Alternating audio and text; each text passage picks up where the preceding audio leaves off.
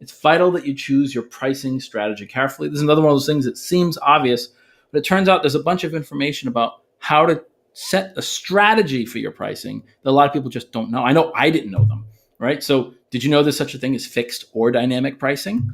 We're all used to fixed pricing. If you think of going to the grocery store and I want to buy a loaf of bread, there's a price tag, it says $2.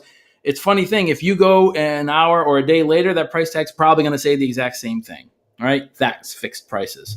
But it turns out we're also really familiar with dynamic pricing. If you and I walk into the exact same car dealership and talk to the exact same salesman over the exact same car, there's a very good chance we're going to get offered two different prices based on our relative negotiation skills.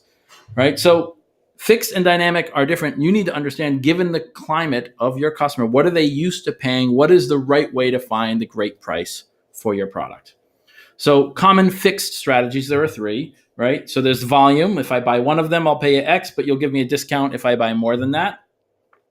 There's cost, and actually the volume one is layered on top of the other two methods. So whatever method you choose, whether it's cost plus or the value basis, you are offering a discount with volume. Cost plus means it costs me X dollars to make my water bottle. I'm going to charge you X plus 50 cents or whatever I think is a fair amount. And the value basis is I try to figure out how much that water bottle is worth to you and that what you will pay for it, regardless of how much it costs me to make, just assuming, of course, that you're willing to pay more than it costs me to make. So let's talk about these three. There is nothing wrong with volume-based pricing so long as your customers care and want it, and so long as you actually want to incentivize them buying lots and lots of things. There are actually times we want to throttle how much people are buying, in which case it could hurt you. So just keep that in mind. Cost plus is almost never a good strategy because you have to ask yourself, what's the plus? What is a, quote, fair profitability? It is impossible to know. It varies so much from industry to industry, and people can argue about it forever. The only way I have found that is fair and accurate is to charge based on the value. So, for example, if you had some kind of product that would save me $10,000 a year, my experience is most people would be willing to pay somewhere between $1,000 and $5,000 a year for that product. It doesn't matter if it costs you $8 or $800 or $8,000 to offer that product. That's the price I'm willing to pay. Now, if it's going to cost you $8,000 to offer it and I'm only willing to pay $5,000, then you can't get me as a customer. But if you can do it for $8, boy, you're a happy camper. You do not want to do cost plus, $8 plus $4, right? When I'm willing to pay thousands of dollars for that service because it is giving me so much value. Now, am I going to complain if I find out that you're charging me, $5,000 and only costs you $8? Yeah, I'll complain. But guess what?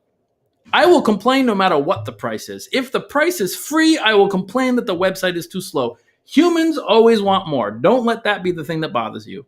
Find the price that is fair, that delivers the value that makes me a happy camper. You're solving my problem. It doesn't matter what it costs you.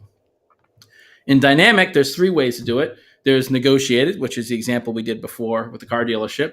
There's yield management, which is what airlines do, right? They've got a certain number of seats on the airplane, and what they want is to fill the seats for the best price they can. So as we get closer and closer to the day that the plane's supposed to take off, they are constantly adjusting those prices so that they can hopefully, on takeoff day, have made the most money they can on each of those seats. And then there's a real-time market or an auction. So if you and I both want to buy Coca-Cola stock and we do it a couple hours apart, we are almost certainly going to pay a different price. We could pay a different price if we order them a second apart, just because that's the quirks of the way the auction works. And neither of us would be offended at each other for that. That's just the way the market works. Now, if that was the way we were buying our bread at Stop and Shop, we might feel differently. So you want to look through all of these dynamic and fixed strategies, understand what your customers are used to, and identify which one is going to be the best fit.